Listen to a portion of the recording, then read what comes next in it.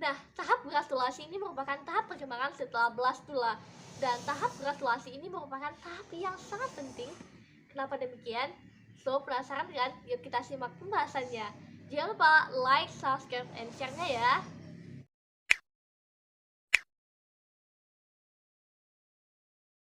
Hai guys, welcome back to my channel. Kembali lagi bersama aku Aulia, mahasiswi biologi semester 4 Institut Ilmu Islam Negeri Batu Sangkar. Wow, udah lama juga ya nggak ngebahas materi tentang embriologi. Nah, sekarang kembali lagi di mana pembahasan kita adalah peristiwa gratulasi merupakan tahap perkembangan setelah blastula. Nah, tahap blastulasi, apa sih itu tahap gratulasi ini? Nah, tahap gratulasi ini adalah tahap proses pembentukan blastula. Tahap ini merupakan terbentuknya arsenteron dan blastosel, di mana ini merupakan rongga awal atau rongga terbentuknya saluran dari pencernaan. Nah, tentu saja tahap gratulasi ini sangat penting. Kenapa demikian? Karena tujuan dari tahap gratulasi ini adalah untuk pembentukan ektoderm, mesoderm, dan entoderm. Tentu saja ketiga lapisan ini akan membentuk organ-organ lainnya dan setelah itu akan ada tahap peristiwa organogenesis.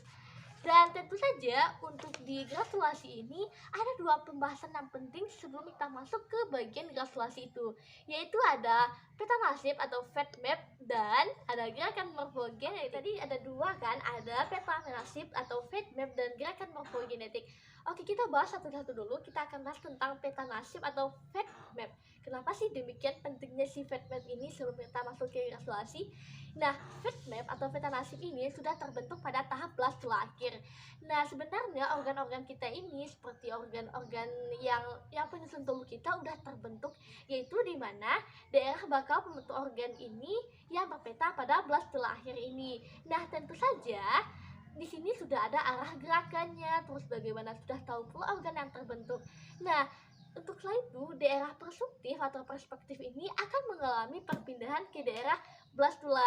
Nah, perpindahannya itu disebut dengan gerakan morfogenetik. Maka demikian, peta nasib ini bergerak ke tahap blastula dibantu oleh gerakan morfogenetik ini. Nah, apa sih itu gerakan morfogenetik? Iya, benar. Gerakan morfogenetik ini merupakan gerakan sel atau kelompok sel dalam pembentukan lembaga. Nah, untuk gerakan morfogenetik ini ada dua macam utama yang besar, ada epiboli dan ada emboli. Nah, epiboli ini merupakan gerakan luar yang terjadi di permukaan embrio. Artinya, di sini si gerakan epiboli ini akan membentuk lapisan-lapisan luar. Nah, contohnya ini adalah seperti gerakan sel pada permukaan blastula. Lalu yang kedua yaitu ada namanya itu gerakan emboli, yaitu gerakan yang menyusup ke dalam dan tentu saja ada pada daerah mesoderm, lalu juga ada notochord dan bergerak ke arah si blastosel. Nah, untuk gerakan dari si emboli ini ada 7 macam. Yang pertama itu ada invaginasi, yang kedua itu ada involusi, ada ingresi, ada konvergensi, ada divergensi, ekstensi, dan ada evaginasi. Maka dari itu, tujuan dari gratulasi ini adalah terbentuknya lapisan ektoderm, endoderm, dan mesoderm dan akan berhubungan dengan si fat map dan si gerakan morfogenetik ini. Nah, tadi kan kita udah bahas itu mengenai fat map dan gerakan morfogenetik. Maka kita masuk ke bagian inti dari si gratulasi ini. Tadi kan kita udah singgung bahwa untuk dari si gratulasi ini tujuannya adalah pembentukan ektoderm, mesoderm, dan endoderm. Nah, kenapa sih terbentuknya atau apa sih yang menjadi landasan terbentuknya ketiga lapisan ini? Oke, kita masuk dulu ke bagian si ektoderm. Nah, para ahli biologi sepakat bahwa ektoderm ini berasal dari sel-sel yaitu epiblast. Nah, di mana blastosem ini memisahkan diri sehingga ada bagian bawah disebut dengan hipoblast dan bagian atas epiblast. Maka epiblast ini akan membentuk pembentukan mesoderm, maka terbentuklah si lapisan ektoderm. Itu dia untuk si ektoderm.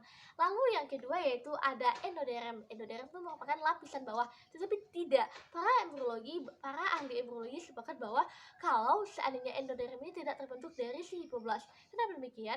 Karena sejatinya hipoblast ini tidak memberikan apapun terhadap si embrio. Si hipoblast ini hanya membentuk kantung amnion, yaitu yolk sac yang memberikan sumbangan atau memberikan support makanan dan memberikan perlindungan terhadap embrio. Jadi tidak ada hubungannya dengan si perkembangan embrio untuk tahapan-tahapannya. Jadi di sini si mesoderm ini terbentuk dari sel-sel dari bagian endoderm, yaitu primitive streak yang berdiferensiasi. Nah, selanjutnya bermigrasi. Lalu yang ketiga yaitu ada bagian mesoderm, yaitu terbentuk dari sel-sel yang bermigrasi atau infiltrasi dari daerah primitif dan menumpuk di antara mesoderm dan endoderm. Jadi mesoderm ini bagian-bagian yang di tengahnya. Nah, maka dari itu gerakan-gerakan dari si granulasi ini selalu mengalami perubahan. Nah, perubahan-perubahan ini akan menyebabkan yang pertama adalah meningkatnya aktivitas sel terhadap zat warna pada pelapisan atas daerah primitif. Lalu yang kedua adalah menurunnya indikator oksidasi dan reduksi.